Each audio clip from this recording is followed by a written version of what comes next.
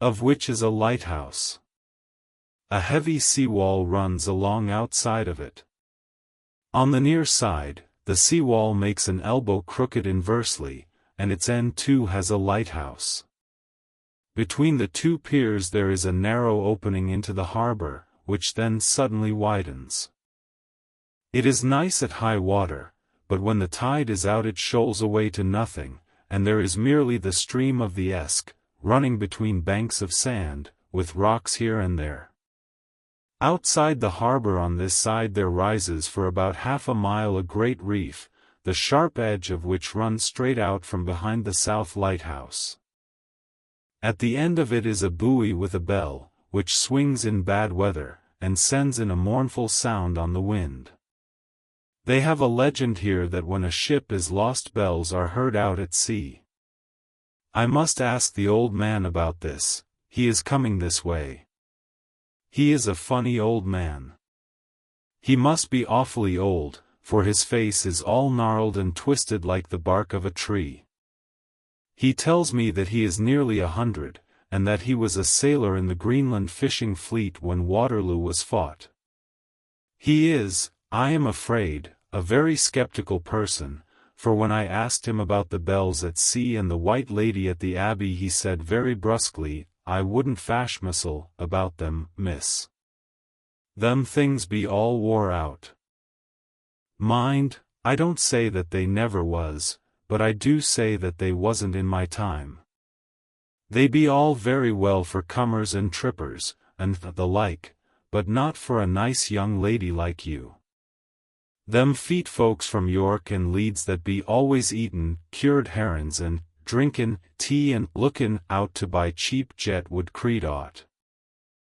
I wonder mysel, who'd be bothered tellin' lies to them even the newspapers, which is full of fool talk. I thought he would be a good person to learn interesting things from, so I asked him if he would mind telling me something about the whale fishing in the old days. He was just settling himself to begin when the clock struck 6, whereupon he labored to get up, and said, I must gang a Jeanwards home now, miss. My granddaughter doesn't like to be kept waitin' when the tea is ready, for it takes me time to crammel abun the grease, for there be a many of 'em, and, miss, I lack belly timber sairly by the clock. He hobbled away, and I could see him hurrying, as well as he could, down the steps. The steps are a great feature on the place. They lead from the town up to the church, there are hundreds of them, I do not know how many, and they wind up in a delicate curve. The slope is so gentle that a horse could easily walk up and down them. I think they must originally have had something to do with the abbey. I shall go home too. Lucy went out visiting with her mother, and as they were only duty calls, I did not go. They will be home by this. August 1st. I came up here an hour ago with Lucy, and we had a most interesting talk with my old friend and the 2 others who always come and join him. He is evidently the Sir Oracle of them, and I should think must have been in his time a most dictatorial person. He will not admit anything, and down-faces everybody. If he can't out-argue them he bullies them, and then takes their silence for agreement with his views. Lucy was looking sweetly pretty in her white lawn frock. She has got a beautiful color since she has been here. I noticed that the old men did not lose any time in coming up and sitting near her when we sat down. She is so sweet with old people, I think they all fell in love with her on the spot. Even my old man succumbed and did not contradict her, but gave me double share instead. I got him on the subject of the legends, and he went off at once into a sort of sermon. I must try to remember it and put it down. It be all fool talk, lock, stock, and barrel, that's what it be, and nowt else. These bands and wafts and boghosts and barguests and bogles and all anent them is only fit to set bairns and dizzy women belderin.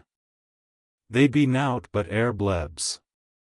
They, and all grimps and signs and warnin's, be all invented by parsons and ilsome bookbodies and railway touters to skeer and scunner halflands, and to get folks to do something that they don't other incline to. It makes me ireful to think o' them. Why, it's them that, not content with printin' lies on paper and preachin' them out of pulpits, does want to be cuttin' them on the tombstones. Look here all around you in what ert ye will, all them steens, holdin' up their heads as well as they can out of their pride, is a can't simply tumblin' down with the weight o' the lies wrote on them. Here lies the body, or sacred to the memory wrote on all of them, and yet in nigh half of them there bean't no bodies at all, and the memories of them bean't cared a pinch of snuff about, much less sacred. Lies all of them, nothin' but lies of one kind or another. My Gog, but it'll be a quare scouterment at the day of judgment when they come tumblin' up in their death sarks, all jooped together and tryin' to drag their tombsteens with them to prove how good they was, some of them trimlin' and ditherin', with their hands that dozened and slippy from lyin' in the sea that they can't even keep their grup o' them. I could see from the old fellow's self-satisfied air and the way in which he looked round for the approval of his cronies that he was showing off, so I put in a word to keep him going. "Oh, Mr. Swales, you can't be serious. Surely these tombstones are not all wrong?" "Yablins.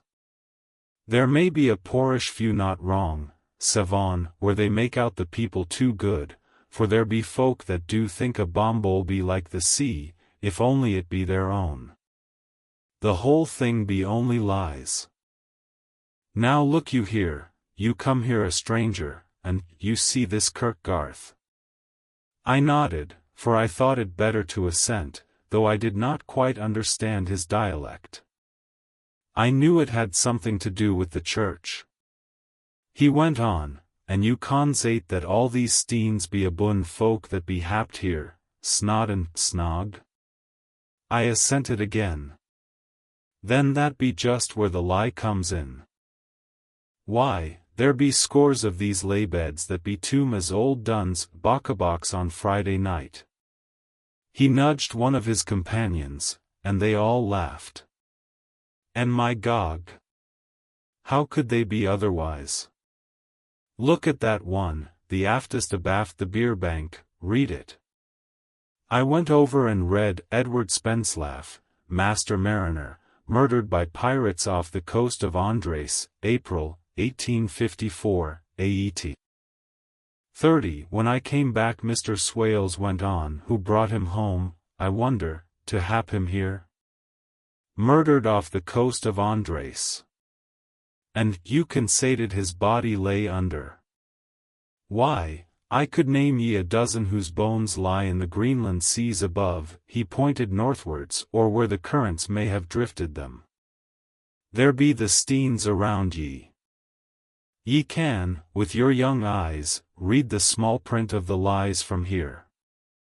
This Braithwaite Lowry, I knew his father, lost in the lively off Greenland in 20, or Andrew Woodhouse, drowned in the same seas in 1777, or John Paxton, drowned off Cape Farewell a year later, or old John Rawlings, whose grandfather sailed with me, drowned in the Gulf of Finland in 50. Do ye think that all these men will have to make a rush to Whitby when the trumpet sounds? I have me anthrems aboot it. I tell ye that when they got here they be jomlin and jostlin one another that way that it ud be like a fight up on the ice in the old days, when we'd be at one another from daylight to dark, and tryin' to tie up our cuts by the light of the aurora borealis." This was evidently local pleasantry, for the old man cackled over it, and his cronies joined in with gusto. "But," I said, "surely you are not quite correct, for you start on the assumption that all the poor